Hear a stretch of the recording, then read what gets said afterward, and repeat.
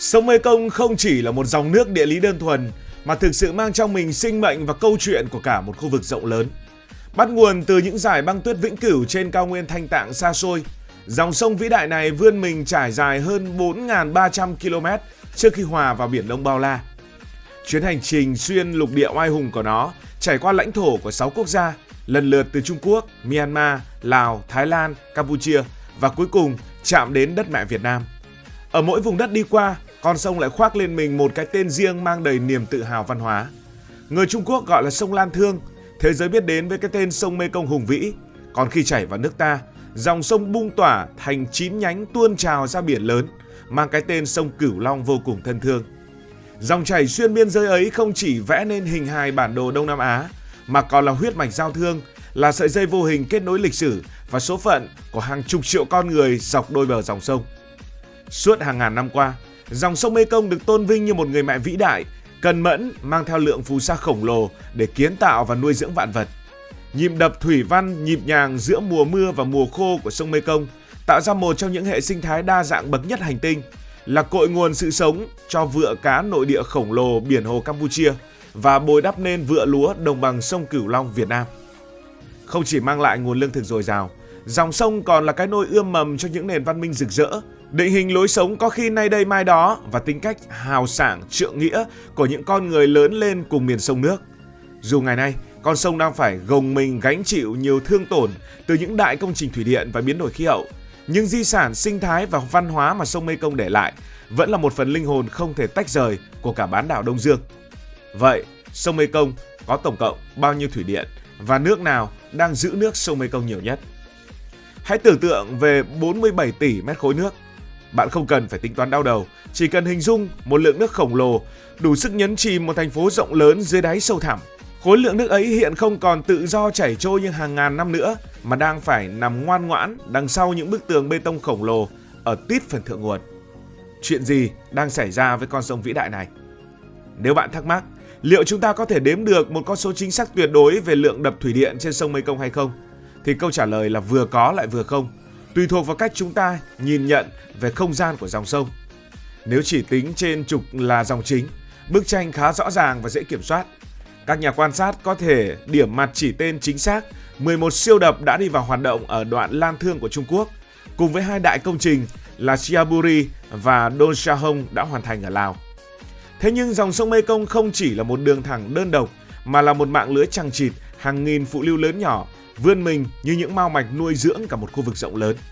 Khi tính gộp toàn bộ mạng lưới mao mạch này, việc đưa một con số chính xác đến từng đơn vị trở thành nhiệm vụ bất khả thi, bởi danh sách hơn 300 dự án lớn nhỏ luôn ở trong trạng thái biến động và nó có xu hướng gia tăng từng ngày. Để hiểu được gánh nặng mà dòng sông đang phải mang, chúng ta cần đi dọc chiều dài của nó, từ những con suối nhỏ xíu trên vách núi tuyết cho đến khi đổ ra Biển Đông.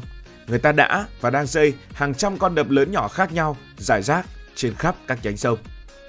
Thế nhưng, nút thắt quan trọng nhất lại nằm ở dòng chính, tức là trục xương sống to nhất, lớn nhất của sông Mekong. Chỉ tính riêng trên đường huyết mạch này, con sông đã bị băm vằn bởi hàng loạt công trình khổng lồ.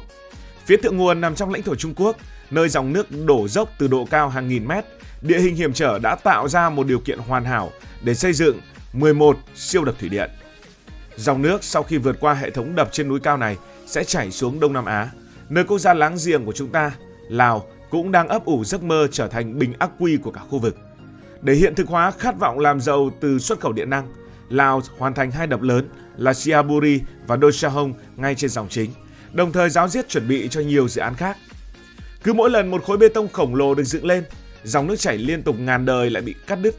Sông Mekong giờ đây không còn là một dải sông hiền hòa uốn lượn, mà giống như một chuỗi những hồ nước nhân tạo xếp bậc thang tĩnh lặng, ngập ngừng chờ đợi con người ở phòng điều khiển mở van thì nó mới được phép chảy tiếp về xuôi.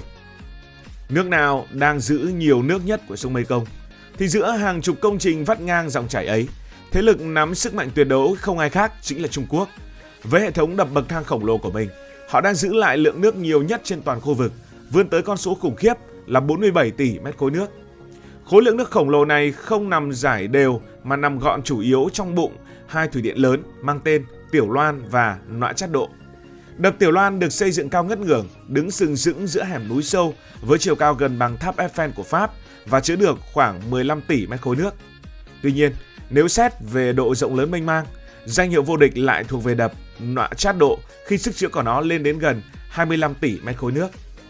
Việc xây dựng những siêu công trình này hoàn toàn không phải là một sự phô diễn kỹ thuật mà bắt nguồn từ cơn khát năng lượng của một nền kinh tế phát triển như vũ bão. Những trung tâm công nghiệp, những đại công xưởng ở vùng ven biển Trung Quốc cần một lượng điện khổng lồ và ổn định để hoạt động ngày đêm. Chính vì thế, những con đập ở vùng núi non hiểm trở phía Tây được sinh ra để gom sức nước, biến dòng điện giá rẻ truyền tải qua những đường dây cao thế, thắp sáng các nhà máy cách đó hàng ngàn cây số. Để đổi lấy sự thịnh vượng của những đô thị sầm uất phương xa, dòng sông hoang dã đành chấp nhận đánh đổi sự tự do của chính mình. Khi dòng nước bị giam cầm trên núi cao, những vùng châu thổ bên dưới bắt đầu âm thầm đổ bệnh. Trong tự nhiên, dòng sông có nhịp thở riêng của nó. Mùa mưa, nước dâng ngập tràn bờ bãi mang theo nguồn sống. Mùa khô, nước hiền hòa rút đi để đất đai được phơi mình nghỉ ngơi. Nhưng những cỗ máy phát điện lại vận hành theo một nguyên lý hoàn toàn trái ngược. Chúng thích giữ nước lại mùa mưa để tích trữ đầy hồ chứa và xả ồ ạt vào mùa khô khi cần quay tua bin. Sự đảo lộn trái khoái này đã phá vỡ hoàn toàn nhịp đập sinh thái, và nơi cảm nhận nỗi đau này rõ nhất chính là biển hồ của Campuchia. Từng là vựa cá tự nhiên lớn bậc nhất trên thế giới, biển hồ sống dựa vào dòng chảy ngược kỳ diệu vào mùa mưa. Khi nước sông Mekong dâng cao cuồn cuộn, đẩy ngược vô vàn cá tôm vào lòng hồ đẻ trứng. Thế nhưng những năm gần đây, nguồn nước từ thượng nguồn đổ về quá yếu ớt, không đủ sức thắng lực hấp dẫn để chảy ngược vào giữa hồ nữa. Mực nước cạn kiệt khiến tôm cá vắng bóng, để lại những ngôi nhà nổi buồn hiu hắt và những ngư dân xót xa cất lưới, rời bỏ quê hương đi tìm kế sinh nhai mới ở các khu công nghiệp.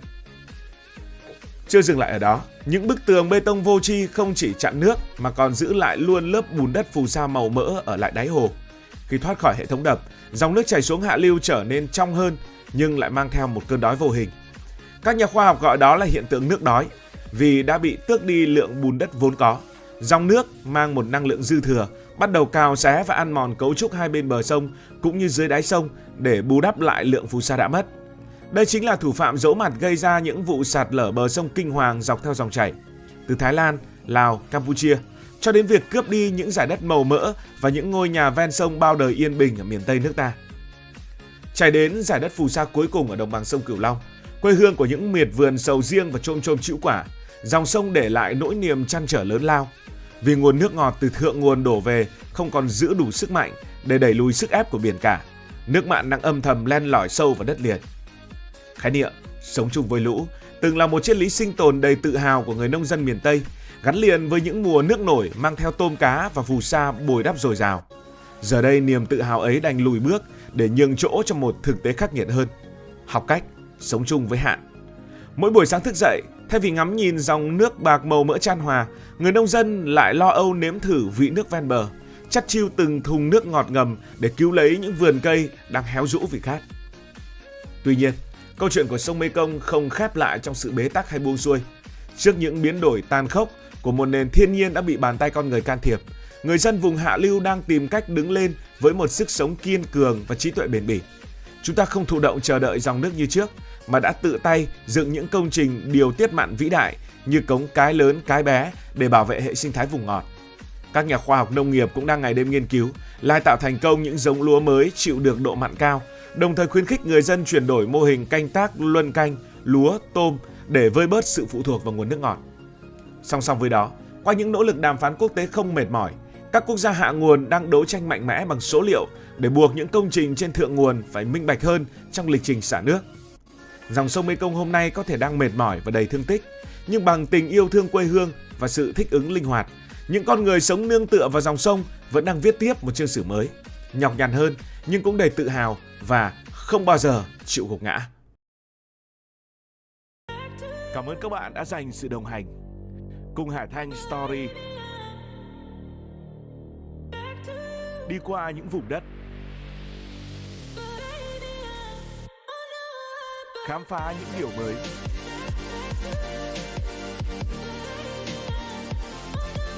Đừng ngần ngại, hãy để lại những góp ý và xin được hẹn gặp lại.